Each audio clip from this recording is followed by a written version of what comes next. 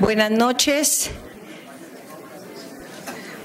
En nombre del Comité Cultural damos la bienvenida a todos los socios, a los invitados que nos acompañan esta noche. Estoy llenando un puesto de ausencia, el doctor Fernando Bernal, que es miembro de la Junta Directiva normalmente y es también del Comité Cultural, normalmente hace esta presentación.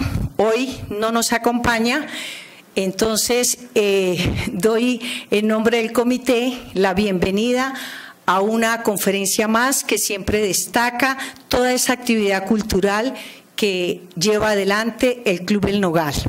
Esta noche tenemos la conferencia Mitos y Verdades de nuestra herencia hispánica. Nos acompañan hoy los dos conferencistas que harán parte de esa temática de diálogos que se acostumbra aquí en el Club El Nogal.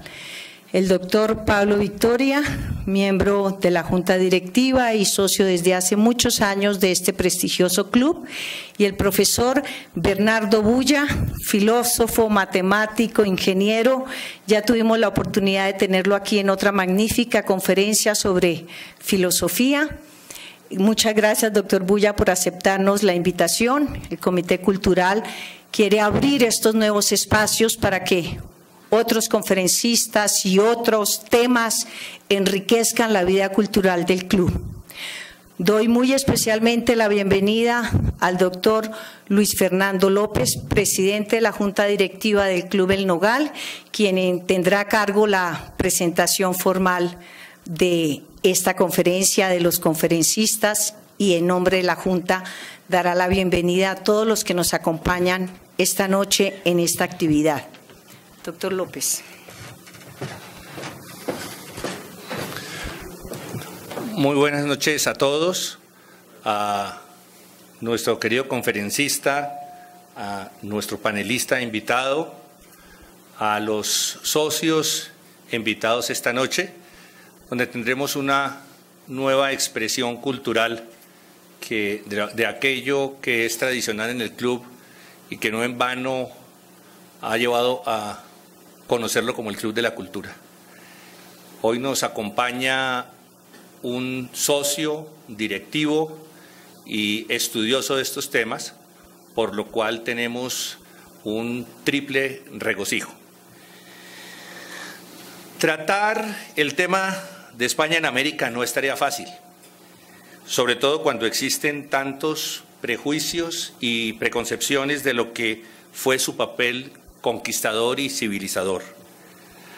Harto difícil resulta despojarse de estas vestimentas políticas e ideológicas para aproximarse a unos planteamientos que a muchas personas les resultarán novedosos, sin duda fruto de juiciosas investigaciones y reflexiones históricas. Pablo Victoria dará a conocer en su intervención los puntos centrales de una controversia que ha durado siglos y que sin duda alguna despertará no solo interés, sino inquietudes y seguramente controversia por quienes lo escucharán esta noche. Hablará sobre si las colonias españolas lo fueron realmente en sentido inglés, francés, holandés o en el sentido portugués de la palabra. Incursionará en los terrenos de la leyenda negra tejida contra España, sus orígenes y consecuencias. Nos hablará de la Inquisición y sus efectos en Europa y en América. Nos llevará de la mano a conocer y comparar el esclavismo anglosajón con el español. Nos adentrará en el nivel de vida existente bajo la presencia española y después de ella, y por descontado nos hablará sobre el recurrente tema de la discriminación de que las autoridades españolas ejercían sobre los criollos.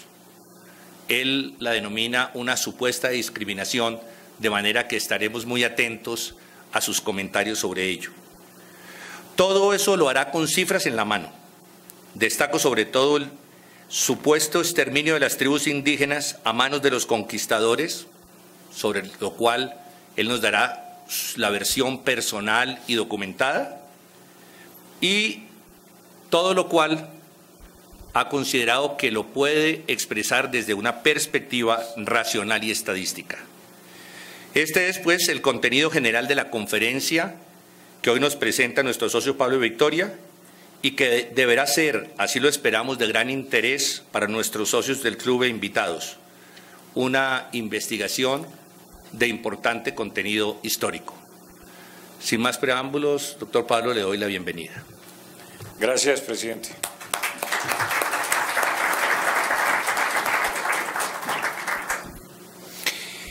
Quiero empezar esta breve charla primero agradeciendo que ustedes se hayan tomado el trabajo de venir a escuchar esta conferencia y, en segundo lugar, destacar una frase de Spinoza que la dijo en su Ética: la verdad es norma de sí misma y de lo falso, al modo como la luz se revela a sí misma y revela las tinieblas.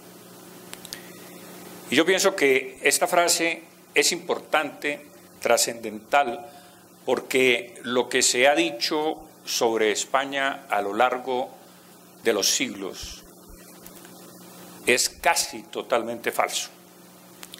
Y casi totalmente falso porque la verdad histórica, por lo menos la que yo les voy a presentar a ustedes, señala la maledicencia inclusive de las grandes potencias rivales de España para apoderarse del imperio, envenenar las mentes de los colonos de América y finalmente desembocar en la independencia. Es decir, España perdió la batalla de la propaganda. Y quiero enmarcar esta charla dentro del contexto imperial, porque no se puede aislar lo que significó España para el mundo sin ese contexto imperial y las rivalidades que suscitó precisamente su gran poder marítimo y militar en este planeta. España conquistó 25 millones de kilómetros cuadrados. Se dice muy rápidamente. Conocíamos que el mayor imperio de la historia había sido el romano, 8 millones de kilómetros cuadrados. España tuvo 25 millones de kilómetros cuadrados, con una población, por supuesto, de aquel entonces, de menos de 8 millones de personas. ¿Cómo fue posible conquistar tan inmensos territorios con tan pocos hombres? Pero antes de pasar a eso, quiero hacer énfasis en las dos columnas que ustedes ven allí. Dicen plus ultra. Antes de la conquista de América, se creía que el Cabo Finisterre de España, hasta ahí llegaba la tierra. Y los españoles en sus escudos ponían non plus ultra, no hay más allá. Este es el fin de la tierra.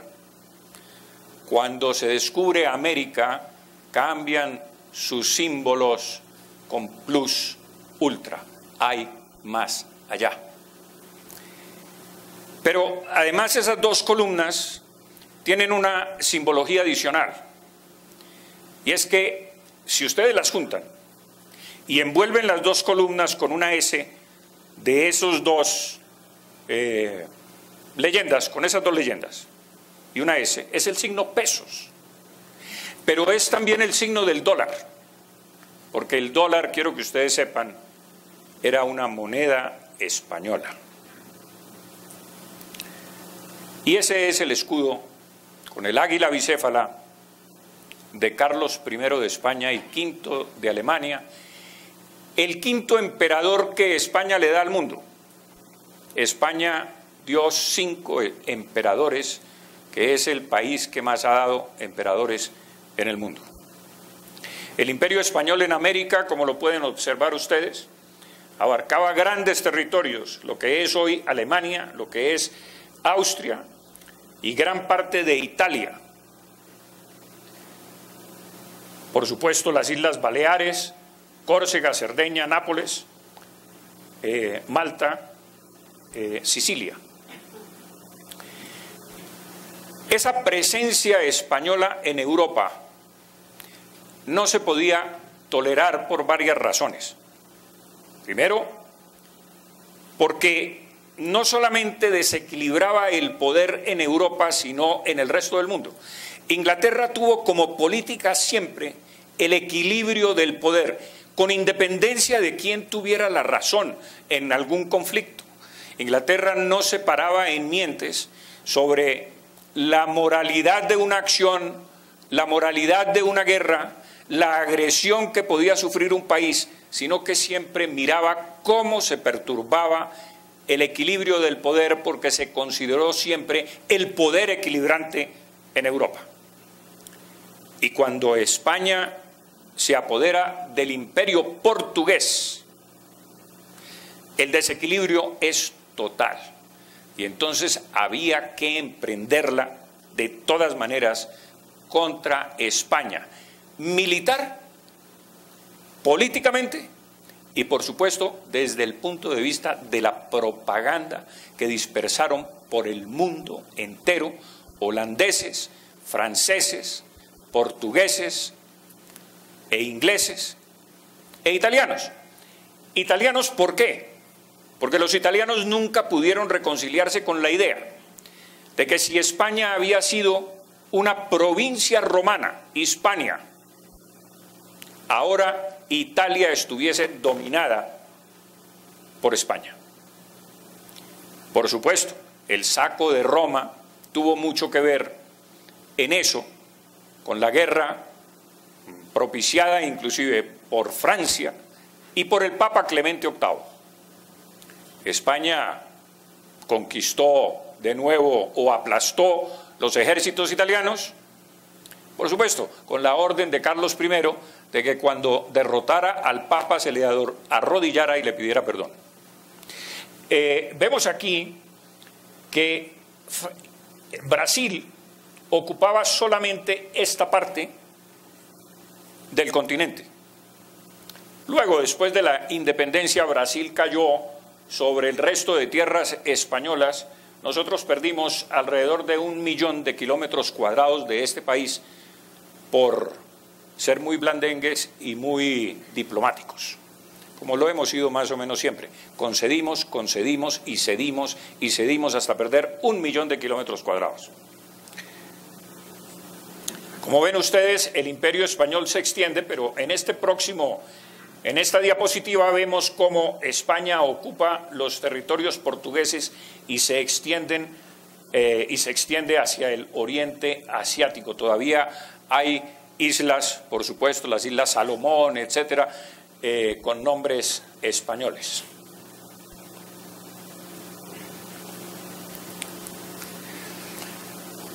Quiero poner este cuadro de un magnífico pintor de batallas. Lo conozco personalmente. Yo pienso que es el mayor pintor de la historia de España, de todos los tiempos. Es Ferrer Dalmau.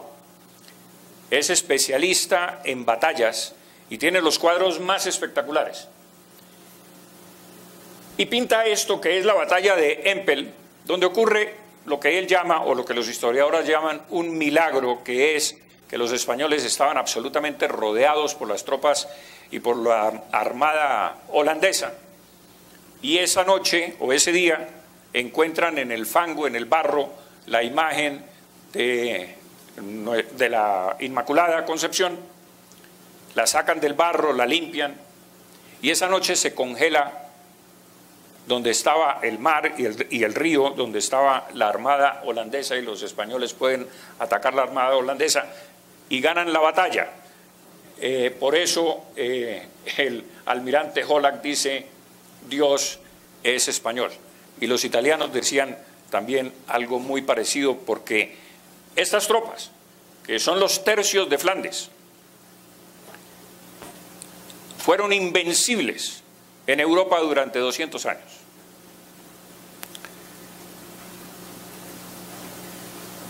Y por eso, con los mapas y cuadros que les he mostrado, cito a Bernardo López, un poeta español, un poema larguísimo, pero que extraigo esto: desde la cumbre bravía que el sol indio tornasola, hasta el África que inmola sus hijos en torpe guerra, no hay un puñado de tierra sin una tumba española. Y eso es perfectamente cierto. Por eso le llamaban el imperio donde no se ocultaba el sol. Y entrándonos ya en la conferencia propiamente dicha, los criollos tenían un gran afecto por España. Y cito al capitán Beaver, de la flota británica, que le envía un comunicado a la corte inglesa, diciéndole: creo poder aventurarme a decir que los criollos son en extremo leales y apasionadamente adictos a la raza española y a la casa de Borbón. Claro, esto nos enmarca en el problema de ¿qué pasó? ¿Qué ocurrió para que se cimentara un especialísimo odio, resentimiento y rencor contra España si éramos tan afectos a esa raza, que es la nuestra? La leyenda negra, tejida por holandeses, franceses, italianos e ingleses. Y esa leyenda negra antiespañola tiene varios componentes: el componente político, el componente religioso, el componente judío, y veremos otros componentes. El componente político, porque España se constituyó en el hegemón de Europa, dominio absoluto militar y político sobre Europa, entre otras cosas porque Carlos I de España tenía el gran proyecto de unificar Europa, que es lo que estamos viendo hoy. Ese proyecto nace en el siglo XVI con Carlos I de España, que es la unificación política de Europa. Y ahora se viene a cumplir. Por supuesto, el odio también nace de las guerras contra Francia, contra Italia, contra Clemente VIII, como ya lo mencioné, contra la Liga de Esmacalda, que estaba compuesta por príncipes protestantes. Por el racismo europeo. ¿Por qué por el racismo europeo? Porque es que Isabel, la católica, en una orden real, permite que los españoles se casen con indias y con negras. Porque dice: son vasallos con iguales derechos de España. Dice la pragmática. Por supuesto, eso fue recibida por las otras potencias como una transgresión de marca mayor para la pureza racial del resto de Europa. La rebelión holandesa. Es que la rebelión holandesa, señores, ahora veremos, dura 80 años. Es una guerra permanente. El desangre de España y del tesoro americano en Europa. Es el Vietnam español. Una guerra de 80 años. Una guerra absolutamente feroz. Porque cuando, por ejemplo, el hijo del duque de Alba, don Fradrique Álvarez de Toledo, le informa a su padre que lleva un año sitiando una ciudad holandesa y le dice que va a levantar el sitio porque no puede tomársela y porque los enemigos vienen detrás para arrollarlo, está ante los muros de la ciudad y el enemigo se aproxima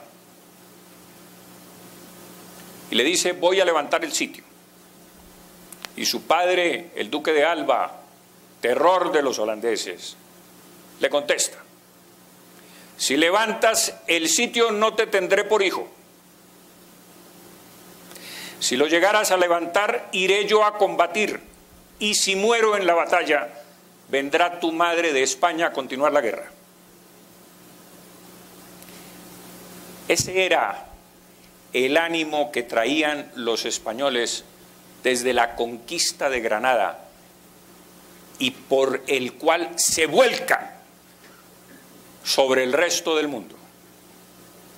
La guerra contra los moros dura 800 años. Se dice muy rápido, señores, pero son 800 años de desangre. Y 300 más en el resto de Europa. Son 1100 años de guerra. España no tuvo paz un solo momento en su historia, ni como país que expulsa a los moros, a los invasores, ni como país hegemónico, que cabe decir, y es importante recalcar, es la primera nación europea. El resto de Europa está fraccionada en principados, rivalidades, etcétera. España se consolida como una sociedad unitaria. Y es importante, porque por primera vez surge una nación. Y ese impulso de la guerra de 800 años, por supuesto que imprime una característica fundamental en el ánimo, en la personalidad, en el carácter de los españoles. Lo sabemos nosotros, los hispanoamericanos, cuando vamos a España nos sentimos que nos tratan muy fuerte, pero es que entre ellos se tratan muy fuerte, son fuertes en el trato. Es casi un cuartel en el trato. Y esa es una característica, pienso yo, que proviene de todos esos años de guerras permanentes. La guerra religiosa de 1524 a 1697 dura 173 años. En los Países Bajos de 1568 a 1648 dura 80 años. Y tiene una guerra simultánea con Austria, Bohemia, Francia, Dinamarca y Suecia que dura 30 años simultánea con la guerra de los 80 años. Es el mundo contra España. ¿Y qué pasó con el tema judío? Bueno, todos sabemos que por razones religiosas, quizás por algunas exageraciones, quizás por algunas inquinas, Isabel decide expulsar a los judíos de España para unificar la corona de Castilla con la corona de Aragón y unificar el resto del país. Y los expulsan. Los que se quedan no pierden sus propiedades y los que se van pueden llevarlas. Es decir, sus pertenencias, su oro, evidentemente sus casas no, pero sus valores sí. Pero es que España no es el único país que expulsó a los judíos. Inglaterra los expulsa en 1290, Francia en 1306, 1321 y 1394, Alemania e Italia en el siglo XIV y en el siglo XVI, Hungría en el 1349, Austria en 1421, Lituania en 1445 y 1495, Portugal en 1497, Bohemia y Moravia en 1744. Pero la única expulsión, señores, que se conoce es la española. La expulsión de los judíos. Es parte de la leyenda negra. Pero es que las otras naciones tenían otras razones para expulsar a los judíos. Y es que sus respectivas cortes y coronas estaban endeudados con los banqueros judíos y para no pagarles las deudas los expulsaron de sus países. Dos razones completamente distintas. El tema indígena, que parte de Bartolomé de las Casas, un fraile que observó, por supuesto, algunos abusos de los conquistadores españoles. Pero esa no era una política de la corona, y además era seriamente castigada. Y esos abusos no podían generalizarse, como no se puede generalizar hoy en día que los supuestos paramilitares que actúan en Venezuela tengan que pagar por ellos los colombianos expulsándolos a todos.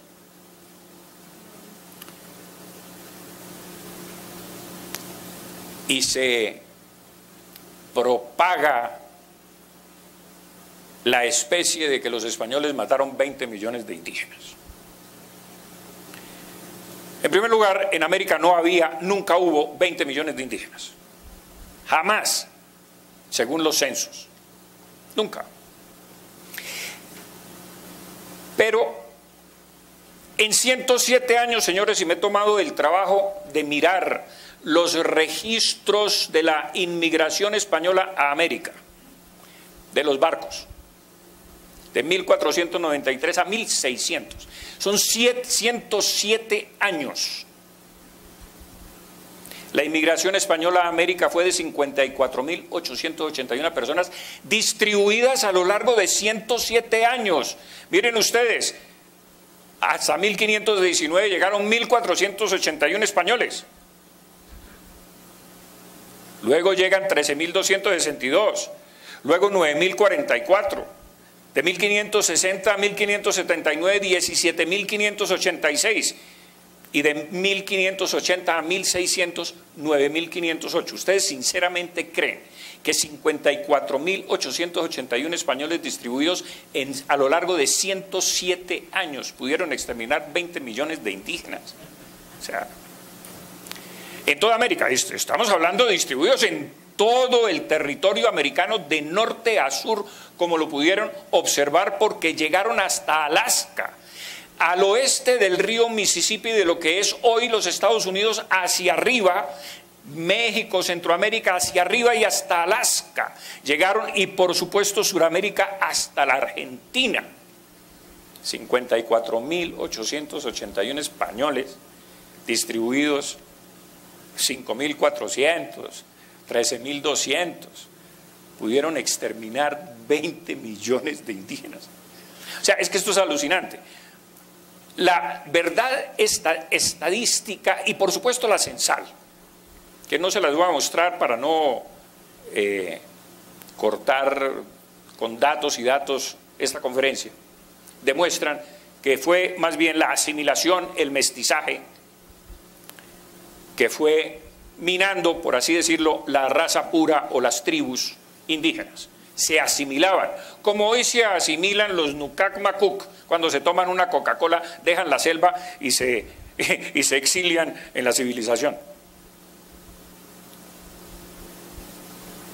Y la verdad científica, según los últimos estudios de Harvard, de médicos especializados en enfermedades, en paleontólogos, que han estudiado los huesos de los aztecas,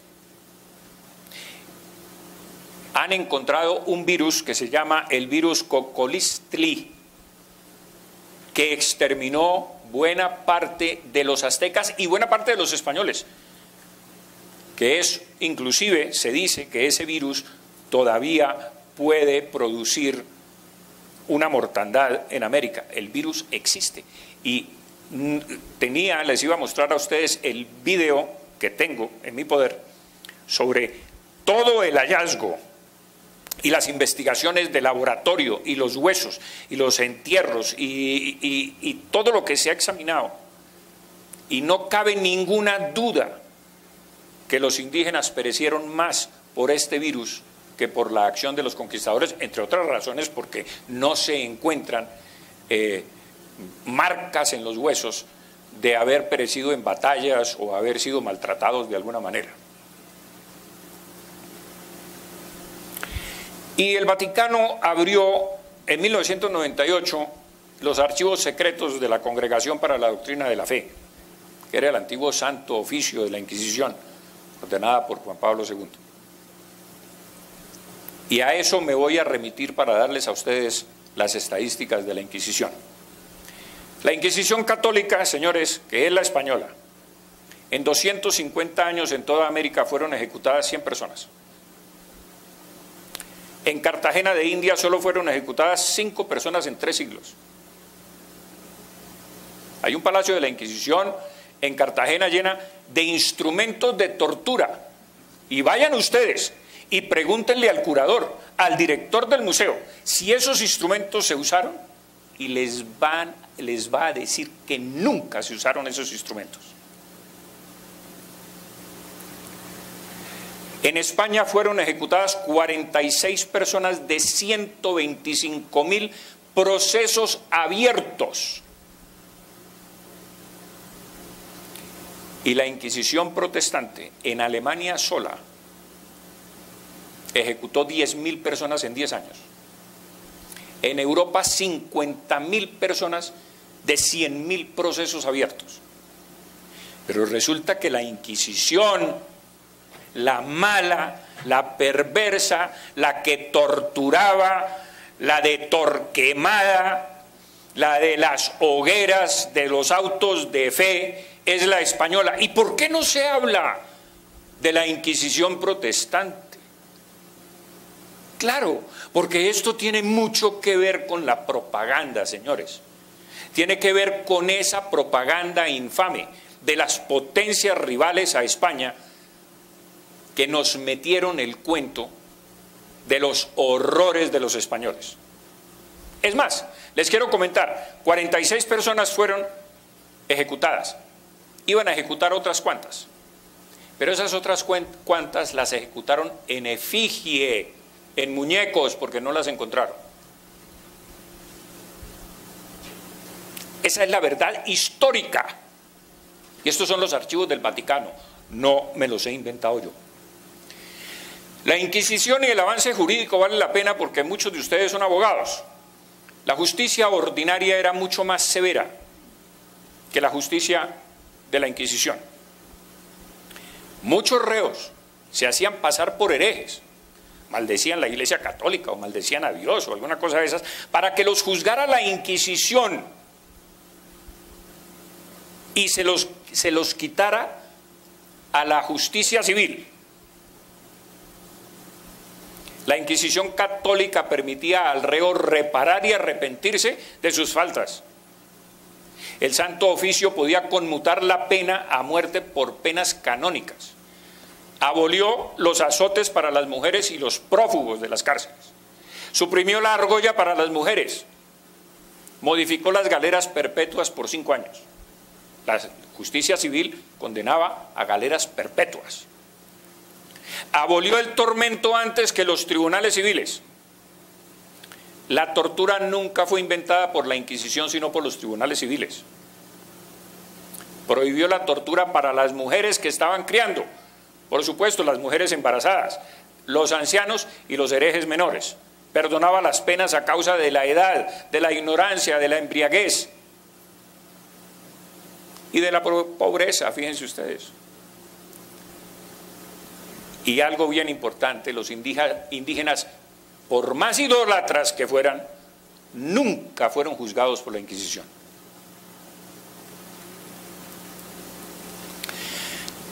Y el oscurantismo español, la persecución a la libertad de prensa, la libertad de imprimir el pensamiento de un escritor. Nunca ningún español dramaturgo o escritor fue perseguido por sus escritos. Nunca. Pero miremos la furia judicial francesa.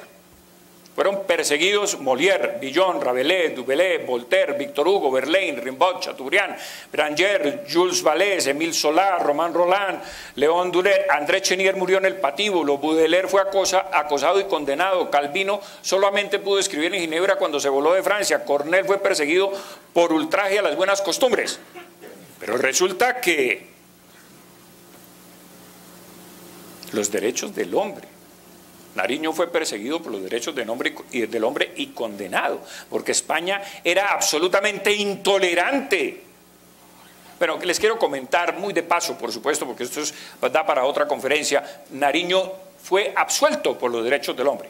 Nunca fue condenado por los derechos de nombre y está en autos.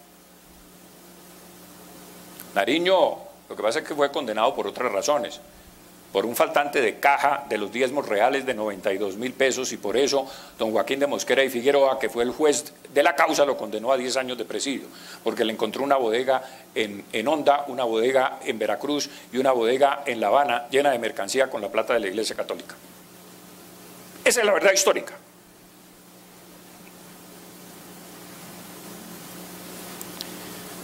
La civilización, la ciencia y la cultura. En 1500 se hace el primer mapa del Nuevo Mundo. En 1517 la primera geografía de América. En 1524 las primeras escuelas para indios. En 1536 las primeras imprentas, libros, cartografías. Antes, 102 años antes de que los ingleses dejaran de cazar zorras en los Estados Unidos. En 1541 aparece el primer periódico, que se llamó Hoja de México. Miren ustedes, en América del Norte, el periódico apareció en 1704, cuando en España pasó, España, sí, Nueva España, apareció en 1541, en Alemania en 1615 y en Inglaterra en 1622. Los españoles ya tenían periódicos. Pero no, resulta que la imprenta estaba prohibida. Imprimir, no, el santo oficio. Esta es la verdad histórica. En 1543 las primeras escuelas industriales para indios. En 1575 se traducen los primeros libros a 12 lenguas indígenas y se les tiene que inventar la grafía porque los indios no tenían grafías para escribir. Si nosotros conocemos la historia de los indígenas en América es porque los cronistas españoles las consignaron en sus crónicas. De lo contrario no habría historia indígena en América. En 1548, pueden ustedes creer, se imprime la primera partitura de que se tenga noticia. En Nueva España, nuevamente, México. En 1579 se hace la primera autopsia de un cadáver en la Universidad de México, un año antes de lo que se hizo en Basilea por el médico Plater. Lo hacen los españoles, pero no, eran oscurantistas, odiaban la ciencia, no nos permitían ciencia. En 1538 se funda la primera Universidad de América en Santo Domingo y surgen los primeros escritores mestizos, indígenas, etcétera, en América. Ni holandeses, les quiero comentar, ni portugueses fundaron universidades en ninguna de sus colonias. Y luego calificaré la palabra colonias. Y de los españoles tenemos la cultura política, que es la creación del cabildo y de la Real Audiencia. La cultura jurídica, que es la promulgación de las leyes de Indias. La cultura religiosa, con la construcción de iglesias y catedrales en toda América. La cultura del descanso, de 8 horas diarias. Y guardar sábados y domingos. La cultura del aprendizaje con las escuelas y las universidades. La cultura de la caridad y solidaridad cristiana para escuelas de niños huérfanos fundadas en 1556. La cultura misionera con las cátedras de filosofía, teología superior. La cultura científica de la primera universidad fundada en Santa Fe, aquí de nosotros, que es posterior a la de Santo Domingo en 1580 y la del Rosario en 1653. Por supuesto, la expedición botánica de 1783 a 1813, 30 años de expedición botánica, que es una de las obras más maravillosas que se han podido hacer. Yo la vi personalmente en ¿cómo se llama? El parque, el Jardín Botánico de Madrid, que la tienen perfectamente cuidada, con aire acondicionado, con climatización especial, etcétera, con unas láminas absolutamente maravillosas, extraordinarias. Algunos libros se han editado por el Banco de la República en Colombia sobre ese tema. Es absolutamente maravilloso lo que pudieron hacer estos científicos, entre ellos, por supuesto, el sabio Caldas. pintando todo esto, inclusive con tinta sacada de los insectos en las selvas. ¿Y cómo es posible que no se les haya salido un pedacito de tinta? Todo es absolutamente perfecto, perfecto, no hay ningún borrón. Es una cosa absolutamente extraordinaria. Eso lo salvó, entre otras cosas, Pablo Morillo, que encargó al general Pascual Enrile sacar, después de las tropelías que cometieron los venezolanos en Bogotá, a la orden de Simón Bolívar, que saquearon la ciudad de Bogotá, eso lo pusieron a buen recaudo y lo sacaron a través de La Habana con el general Enrile y lo llevaron a la corte española para salvar esa expedición del saqueo. La cultura de la asistencial hospitalaria, señores, en cada ciudad se contaba con un hospital por lo menos, y Ciudad de México tenía 11 y Lima tenía 8 hospitales. La cultura de la salud pública. Quiero que sepan que la primera vacuna, porque la viruela azotó Europa, por supuesto España, Carlos III, por ejemplo, tenía toda la cara marcada de viruelas. La gente se moría de esa enfermedad. América también estuvo azotada por esa enfermedad. Y la primera vacuna la traen los españoles a la América, y les voy a decir cómo la trajeron. Porque ustedes saben que la vacuna de la viruela necesita refrigeración, y en aquel entonces, en 1803, que la trajeron, no había refrigeradores, evidentemente. ¿Cómo la trajeron? Se demoraba 45 días un barco en llegar de Cádiz a Cartagena. La trajeron inoculando 12 niños, uno por uno. Inoculaban el primero. Y cuando el niño le daba fiebre y supuraba, cogían la aguja, le quitaban el pus y se lo inoculaban al siguiente niño. Y así fueron inoculando los 12 hasta llegar a las costas de Cartagena. Y vacunaron a toda América. Les quiero comentar. Entró por Cartagena y de aquí se expandió al resto del continente la vacuna. Ah, no, pero es que los españoles eran oscurantistas y no permitían la ciencia ni la cultura. La trajo, entre otras cosas, el virrey Amari Borbón. Derecho de gentes. El codicilo de Isabel la Católica antes de morir es un poco más largo que esto, pero la parte esencial está aquí. Suplico al rey mi señor, muy afectuosamente, y encargo y mando a la princesa hija y al príncipe su marido, está hablando de Juana la Loca y de Felipe el Hermoso, que no consientan ni den lugar a que los indios, vecinos y moradores de las dichas Indias, reciban agravio alguno en sus personas y bienes, sino que manden que sean bien y justamente tratados.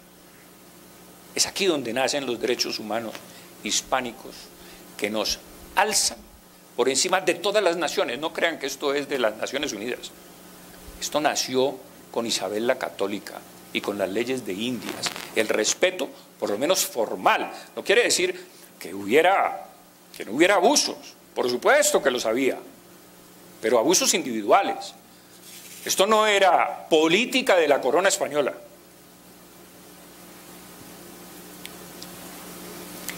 Y hay algo absolutamente sorprendente cuando uno se interna en la historia de las conquistas y encuentra que por primera vez en toda la historia, y me gustaría que alguno de ustedes dijera, no, yo conozco otra historia. Hubo otro país que hizo esto. La conquista de América se detiene 6 años, de 1550 a 1556, por orden del emperador Carlos I, para discutir si era lícito que los españoles conquistaran América. Es la primera vez que una potencia se allana a observar el derecho moral. Por supuesto, por derecho romano, por derecho medieval y por derecho pontificio, el Papa siendo la suprema jurisdicción internacional, se le da el visto bueno a la conquista. Pero es que aunque ya estaba justificado por estos tres derechos: derecho romano, que es la ocupación territorial; por derecho medieval, que es que los indios carecían de personalidad jurídica; y por derecho pontificio, los españoles estaban justificados para la conquista de América. Pero se detiene la conquista, ¿por qué? Se detiene por la gran controversia que surge entre Bartolomé de las Casas, que se enfrenta con Ginés de Sepúlveda para discutir este tema, y por eso se para la conquista, se detiene la conquista. La zanja Francisco de Vitoria, padre del derecho internacional, señores. Derecho internacional no se ha inventado ahora, con las Naciones Unidas y con la Corte de la Haya. Francisco de Vitoria sostiene que el orden natural se basa en la libre circulación de las personas. El mar es libre. Los indios tienen los mismos derechos que los demás hombres. Y convertirlos a la fe es un derecho tanto de españoles como de indios, por igualdad de derechos.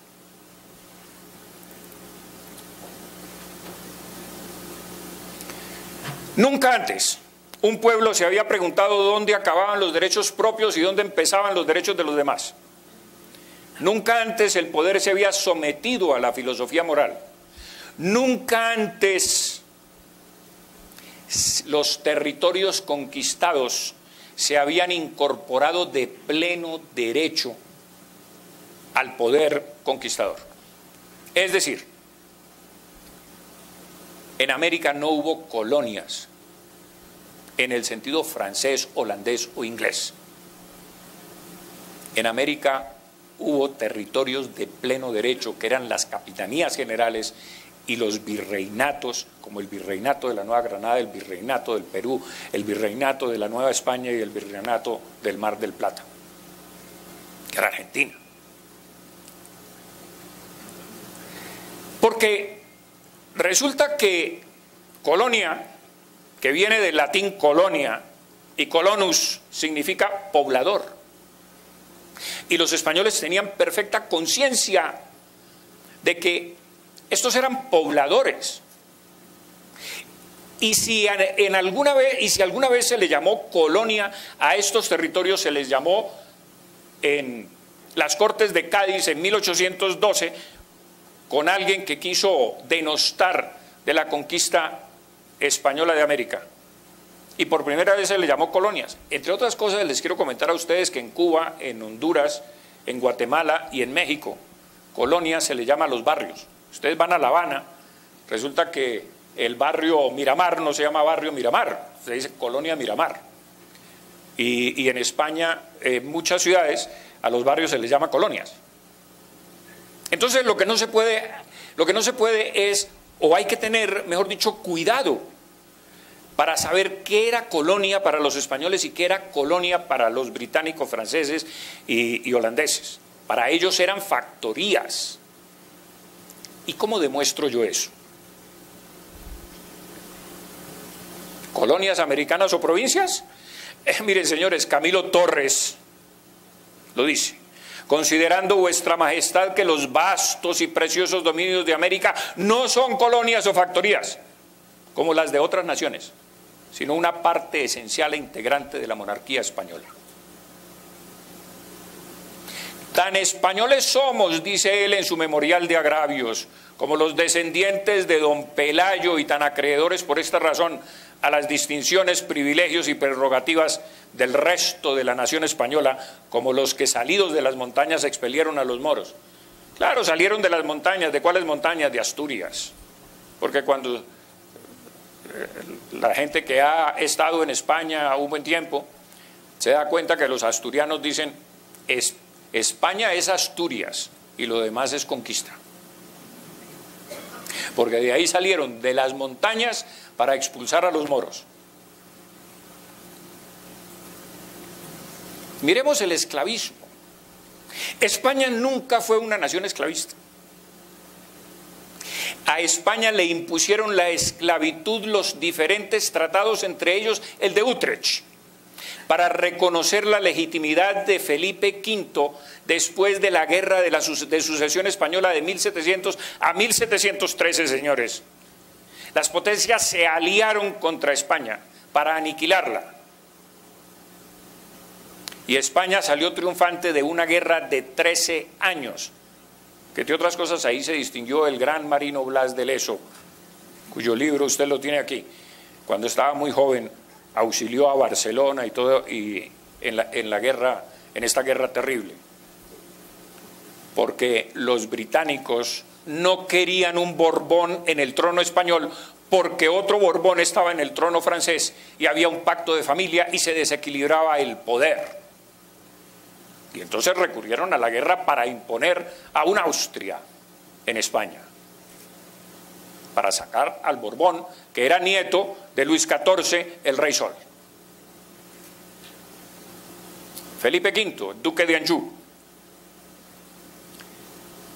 Y entonces, por el Tratado de Utrecht, para que hubiera paz en Europa, España accede a traer negros a América.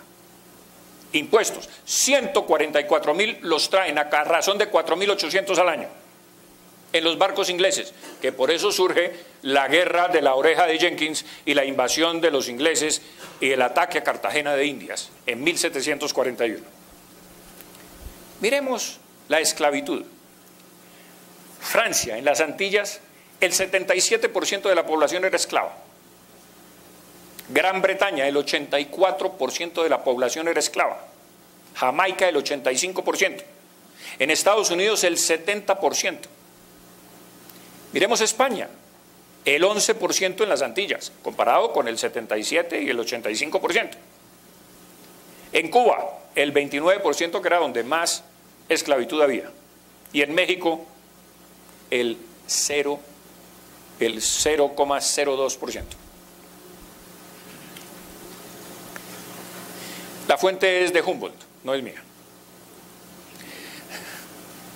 Y los poderes públicos, el absolutismo Borbón, el absolutismo español, yo me he dedicado a mirar cuál era ese absolutismo. Porque, pues, a lo largo de estos años he tenido, gracias a Dios, el tiempo suficiente para investigar en el archivo de Indias, en el archivo de Simancas, en el archivo histórico de Madrid, todos estos temas. Y he llegado a varias conclusiones. Los poderes públicos estaban divididos en la Real Audiencia, que era el poder ejecutivo, y en los cabildos, que eran pequeños parlamentos descentralizados en las ciudades.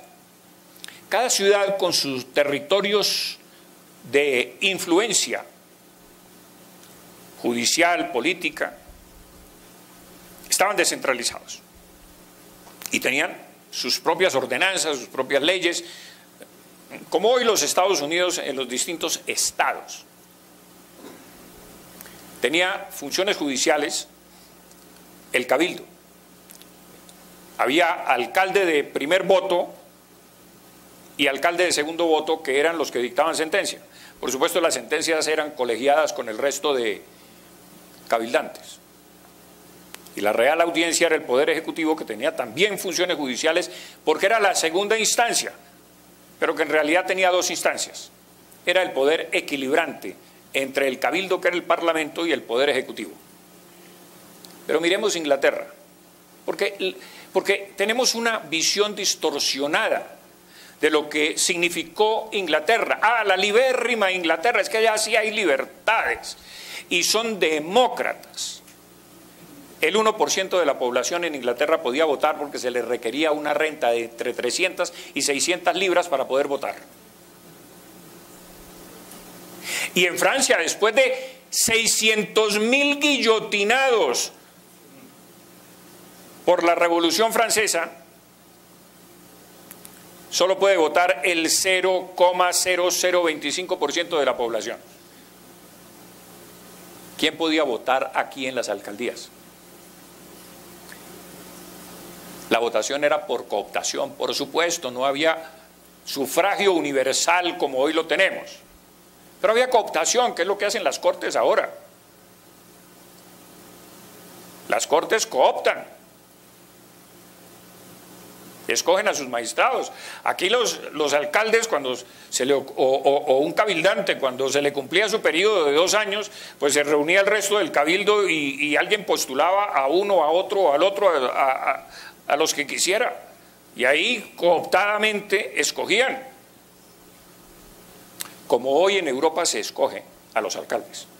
Y no es menos democrática Europa porque exista ese sistema. Allá los alcaldes se eligen indirectamente. Señores, ustedes eligen cabildantes, concejales. Uno elige concejales y los concejales se reúnen secretamente, hacen pactos y de ahí sale el alcalde. Ellos sacan el alcalde, que era como existía en América en aquel entonces y hoy existe en Europa, porque es el mismo sistema en toda Europa.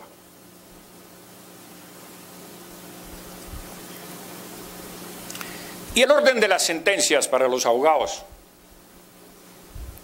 seguía este orden estricto. Primero la ley, segundo la doctrina, tercero las costumbres, es decir, fueros. Y cuarto la creación jurídica ejemplar, que era una especie de unificación de sentencias. El cabildo era la primera instancia, la audiencia la segunda instancia, el Consejo de Indias la tercera instancia y la cuarta instancia era el rey. Porque usted le podía suplicar al rey, mire, todos estos piscos me están atropellando, sálveme majestad, mire, este es mi alegato. Y a veces lo hacía. Por ejemplo, con María Antonia, hermana de Simón Bolívar, le escribe una carta sentidísima a Fernando VII, pidiéndole que las autoridades y todo el pleito que ella tenía por sus propiedades en Caracas se las habían confiscado por ser hermana de Bolívar. Y le pide al rey. Y el rey efectivamente ordena el desembargo de sus propiedades porque ella no tenía nada que ver con la guerra de independencia. Y es más, les cuento otro detalle, le asigna una pensión de 1.000 pesos anuales porque se estaba muriendo de hambre en La Habana, con sus 4 hijos y su marido epiléptico. Y al año siguiente se la dobla a 2.000 pesos. El rey, que es lo mismo que hizo aquí el virrey Espeleta con Nariño, para que pagara la cárcel, que le dieron casa por cárcel, entre otras cosas, en la finca de Fucha que le compró su tío. Y ahí concibió varios de sus hijos. Porque había visitas conyugales, ¿no? Las visitas conyugales no las hemos inventado ahora, las hubo con Nariño. Y les quiero comentar lo siguiente. El virrey Espeleta le asignó una pensión a su mujer para que se mantuviera con sus hijos mientras Nariño pagaba cárcel. Yo no he visto eso en la República todavía, que el presidente se compadezca de alguien, de un reo, y le mantenga a la mujer y los hijos, mientras el reo paga cárcel. Si ustedes tienen alguna noticia de esas, me la cuentan porque yo la incorporo aquí con mucho gusto. Los oidores, que eran de la Real Audiencia, eran nombrados por el rey, que era el poder ejecutivo, como ya di. Tenían que ser abogados. Y para litigar cualquier abogado ante la Real Audiencia, tenía que pasar un examen, en primer lugar, y haber litigado por lo menos 4 años en un despacho. Pero había unas prohibiciones muy serias para los oidores, señores. ¿Cuáles eran esas prohibiciones? No sé si tú las conozcas, pero te vas a aterrar. Creo que ustedes se van a aterrar. Los oidores no podían casarse en el territorio de su jurisdicción. No podían ir a bautizos. No podían hacer visitas a sus amigos. No podían tener finca raíz.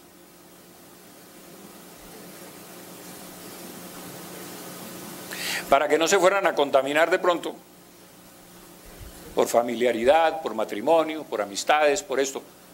Estaba absolutamente prohibido. Y miremos la discriminación política, porque es muy importante. El doctor López habló de eso en su intervención, magnífica intervención, pero vale la pena ver si realmente los criollos estamos tan discriminados. El memorial de agravios, es que no nos dan los cargos. En Cuba, 48 condes, 51 marqueses, un duque y 4 otros títulos nobiliarios. En México, 48 condes, 52 marqueses, 2 duques y 0 otros. Perú, 52 condes, 65 marqueses. En América, 401 títulos nobiliarios. Y luego les voy a hablar de lo más importante, que es don Joaquín de Mosquera y Figueroa, pero pasemos a estos cargos. El marqués del Surco era el ayo de los infantes e incrustado en la corte madrileña. Nicolás Manrique y José Munive eran consejeros de guerra, consejeros de Hacienda de los ministerios de su majestad, eran criollos. Miguel Núñez era consejero de órdenes. El marqués de Casafuerte, virrey de la Nueva España, que es el territorio más rico de América. Pedro Corbete, capitán general de la flota. A mí me gustaría conocer algún norteamericano que pudiera decir que Inglaterra lo hizo capitán general de la flota inglesa. Y las proporciones de los altos cargos: Manila, México y Santo Domingo, porque tenían una situación muy especial, y es que los españoles, en aquellas partes del imperio que estaban más amenazadas por los ingleses o por las otras potencias, que eran más vulnerables a los ataques, pues la proporción de españoles era mayor que la proporción de criollos. El 82% eran españoles y el 18% criollos. Pero en Quito, Lima, Charca, Chile, Guadalajara y Lima, el 55% eran criollos y el 45% españoles. En Charcas, el 68% criollos y el 32% españoles. En el resto de las audiencias de América, el 44% criollos y el 56% españoles. Pero hay un dato bien importante: en 1789, y lo he constatado, no había un solo español en el Cabildo de Santa Fe de Bogotá. Era la rosquita criolla que conocemos. Estaba ahí. Estaba ahí. Pero vale la pena devolverme sobre un personaje que es don Joaquín de Mosquera y Figueroa, que fue el alcalde del crimen que condenó a Nariño a 10 años de prisión. ¿Quién era ese señor? Creo que muchos de ustedes no lo conocen, quizás la mayoría, y por supuesto los españoles ni idea tienen quién es. Yo he escrito algunos libros que espero que me sean publicados, 3 tomos sobre la independencia de América, donde hablo de este señor. Este señor nació en Popayán, Colombia. Fue alcalde del crimen aquí de primer voto en Santa Fe de Bogotá. Luego tuvo un alto cargo en Venezuela. Y de Venezuela, cuando la invasión napoleónica a España, salió como representante de Venezuela a las Cortes españolas, cuando se discutía la Constitución de 1812, que se llama la PEPA, que todos ustedes deben conocer, la segunda Constitución del mundo. Los españoles, por supuesto, cuando él presentó sus credenciales, le dijeron: no, pero es que usted viene de Venezuela, pero resulta que usted nació en Popayán, usted es de la Nueva Granada. ¿Cómo va a representar usted a Venezuela? O sea, no. Y entonces no le aceptaron ser miembro de las Cortes que se estaban reuniendo para redactar la Constitución de 1812, sino que lo eligieron presidente de la tercera regencia española en ausencia de don Fernando VII. Fernando VII estaba preso en Bayona por Napoleón, por supuesto su padre también. Habían descabezado la corona española, las ambiciones napoleónicas. Y este señor hace las veces de Fernando VII, es decir, Colombia puso un rey virtual en España, quiero que lo sepan. Es quien firma y sanciona la Constitución de 1812. Discriminación a un señor nacido en Popayán que lo eligen virtual rey de España.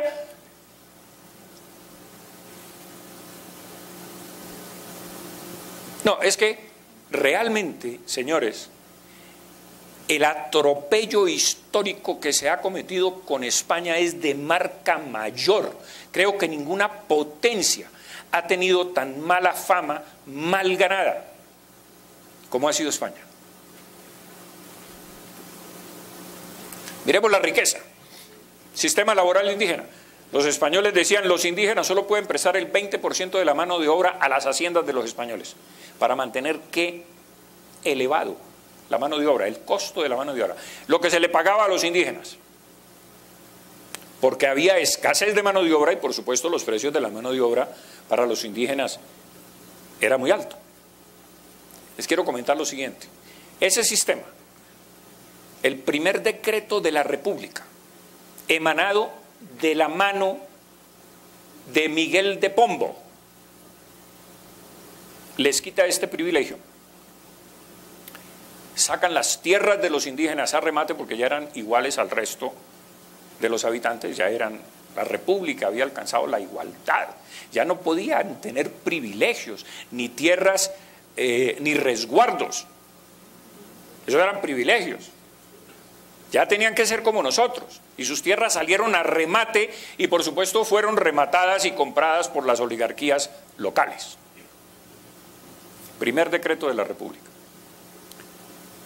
Los impuestos que había, muy altos, es que eran exagerados, qué horror. La alcabala era entre el 2 y el 6% en América. Hoy tenemos el 16% de IVA, ¿no? El quinto real, que era el 20% de los metales preciosos, no de otras cosas. Se encontraban metales preciosos de las minas, 20% iba para la corona española y el 80% se quedaba en América. Los estancos, por supuesto que era papel sellado y otras cosas pues de los abogados. El diezmo eclesiástico, que era la contribución que hacían las haciendas, no las ciudades, pero las haciendas de los españoles, contribuían con un 10% de su producido a la iglesia para la evangelización y la restauración y construcción de templos. Que eso es de lo que se aprovecha, entre otras cosas, Nariño con los 92.000 pesos, porque él era tesorero de diezmos.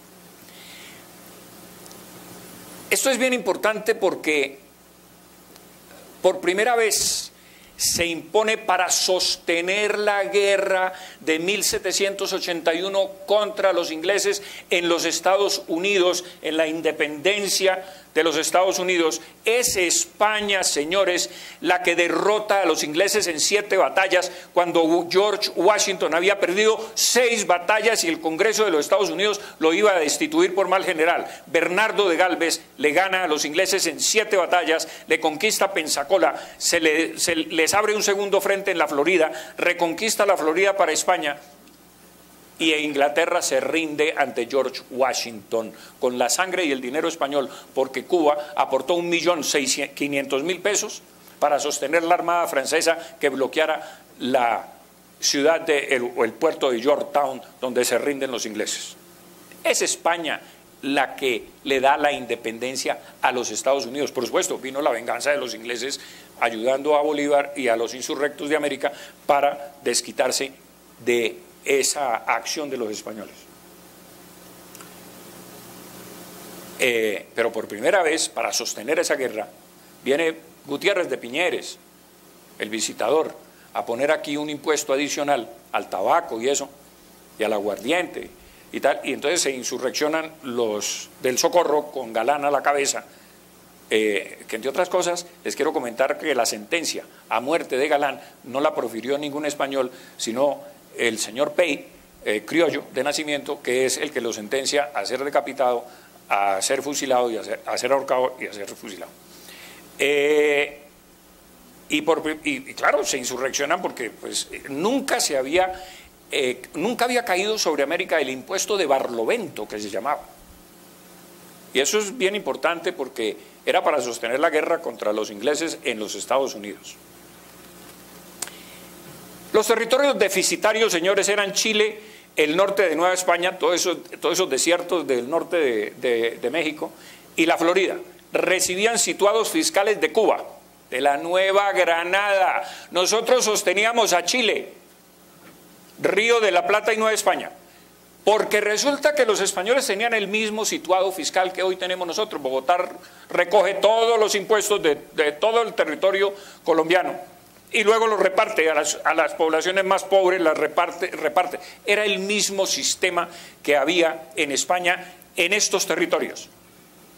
Nosotros sosteníamos a Chile con un situado fiscal, mandábamos allá porque éramos un poco más ricos, La única vez que nosotros, durante, no la conquista, saquemos la conquista aparte, pero durante todo el proceso colonial, el asentamiento de los españoles desde 1550 a 1810, nosotros la única vez que le mandamos a España fueron 400.000 pesos para auxiliarla en la guerra contra Napoleón. 400.000 pesos es la única vez que le contribuimos con valores netos a la corona española.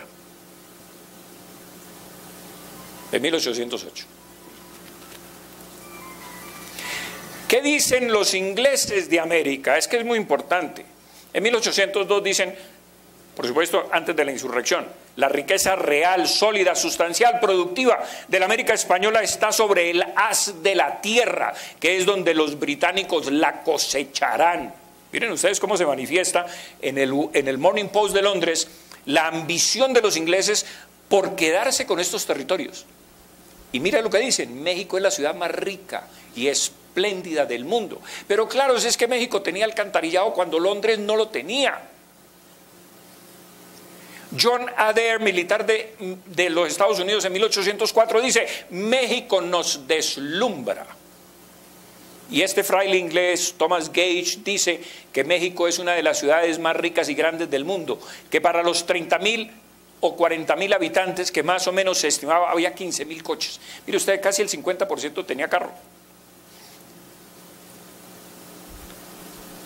Esto lo dice un inglés. Los coches, por supuesto, eran mucho más fastuosos que los coches de cualquier corte europea. Y les quiero comentar lo siguiente, Lima rivalizaba con México, era de las ciudades más ricas e importantes de América. Ustedes no se pueden imaginar, porque tengo pinturas de la época y además hablo porque he investigado el tema, cómo se vestían, por decir algo, las muchachas del servicio en Lima. Lima era una ciudad riquísima, andaban con oro, que hasta se lo ponían en los tobillos, que entre otras cosas eso escandalizaba a los españoles, porque cuando llegaba un criollo a España vestido con un montón de cosas, los españoles decían, tenían una palabra distinta, que hortera, pero es un poco que lobo, ¿no? Porque los españoles eran un poco, vestían de negro y eran un poco más distintos, ¿no? Pero ¿y qué tal los mexicanos? Pues con todos esos trajes llenos de plata y esos sombrerotes y tal. Entonces, claro, eso lucía en la corte española pues una extravagancia, ¿no? De acuerdo con las normas o criterios o modas de los españoles. Miren ustedes el consumo del siglo XIX del régimen español. Carne, estamos hablando per cápita. En México se consumía 189 libras per cápita, mientras en París 163. Esto es la fuente es de Humboldt, cuando viene a América sobre 1800, en el siglo XIX, antes de la Revolución.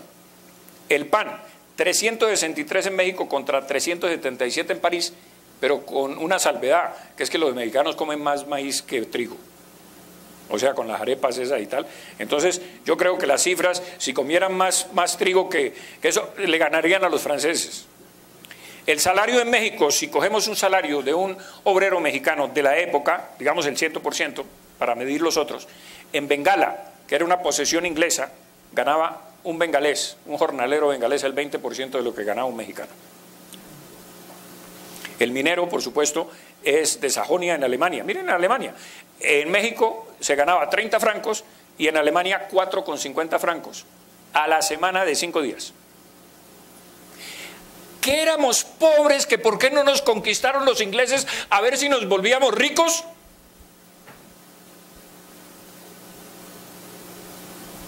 No éramos pobres. Y la prueba, entre otras cosas, de que no éramos pobres es que los ingleses asaltaban todas las costas nuestras en busca de riqueza y asaltaron a Cartagena varias veces. Los piratas. Y los piratas venían a buscar pobreza y a llevarse unos cuantos cacharros de Cartagena. No. O sea, yo creo que con un poquito de imaginación y centrarnos un poquito en lo que realmente significó América, nos destruye todas esas manoseadas teorías que nos han metido desde los colegios.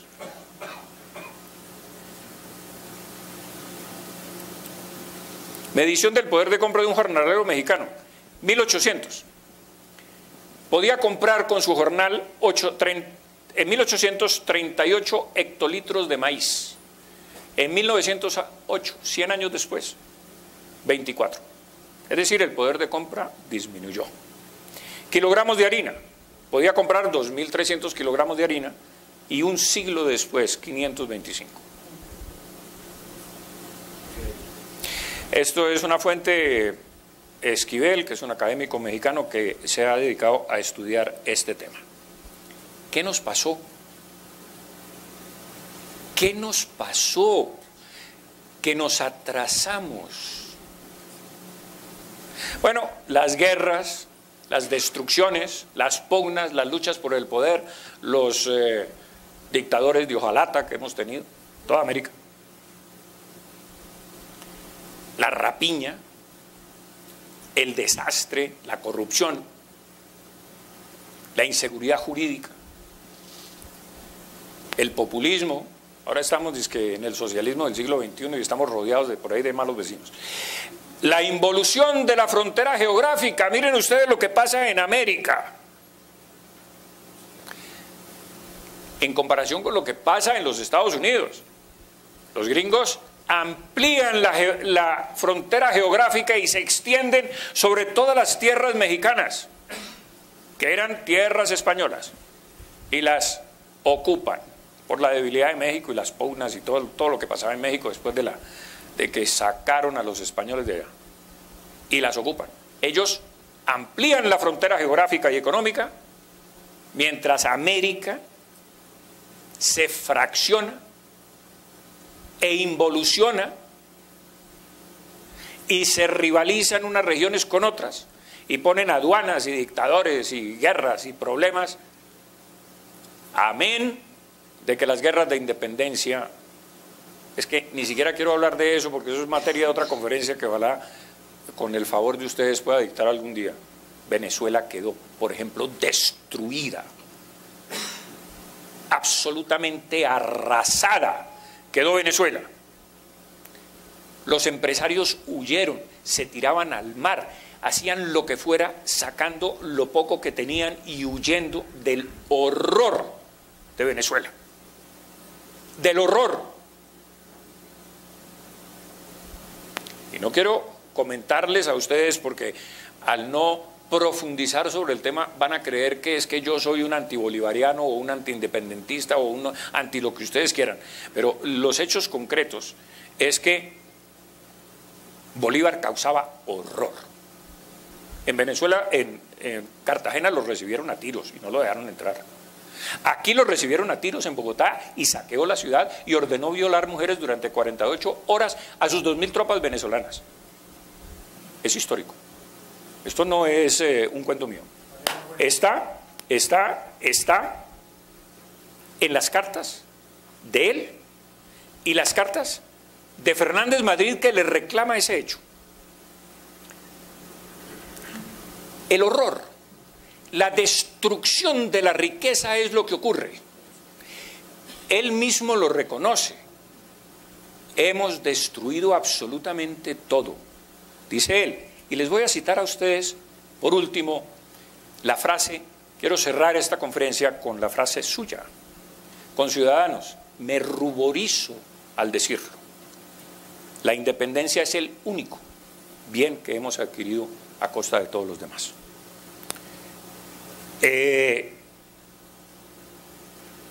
Pero un punto de reflexión importante, o dos puntos. Si quizás hubiéramos seguido unidos como una gran confederación hispanoamericana con España, tendríamos un peso específico mundial, político y económico muy superior al de los Estados Unidos. Entre otras cosas porque éramos más ricos que las colonias británicas. Miren ustedes los fuertes de los Estados Unidos eran de madera, señores. Los fuertes nuestros eran de mampostería y de piedra y de unas construcciones sólidas. Todavía las casas de los Estados Unidos un vendaval las arrastra y se las lleva. Aquí no ocurre. Bueno, pero fíjense ustedes lo que ocurre. Hoy, cuando hay cualquier problema, internacional, todos los sajones se unen en esa confederación que tiene implícita, tal. Inclusive algunos países como Australia, Canadá, etcétera, todavía están con gobernadores que manda la reina Isabel de Inglaterra. Si nosotros hubiéramos mantenido ese esquema, tendríamos mucho más Producto Interno Bruto que los Estados Unidos y tendríamos un peso específico mundial con 500 millones de habitantes, o con más de 500 millones de habitantes. En el mundo contaríamos. Pero entonces eso me lleva a la siguiente reflexión. ¿Independencia? Porque Bolívar habla de la independencia.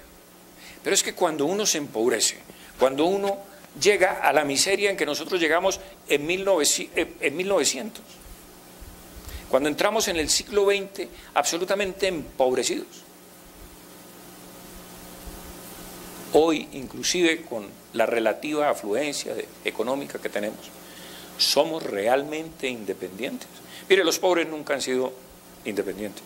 La pobreza no da independencia, da mucha más dependencia. Nosotros dependemos de Estados Unidos, de Europa, de lo que digan. Ahora creo que ahí de la OEA como que están votando en contra de Colombia a favor de Venezuela, según me comunicaron por aquí. Somos más dependientes. Dependemos de lo que antes no dependíamos, que éramos una potencia mundial consolidada en un gran imperio hispánico, con un gran ascendiente político, económico y militar en el mundo. Con eso, dejarles ese punto de reflexión y le doy paso. Bueno, pues me alegra mucho.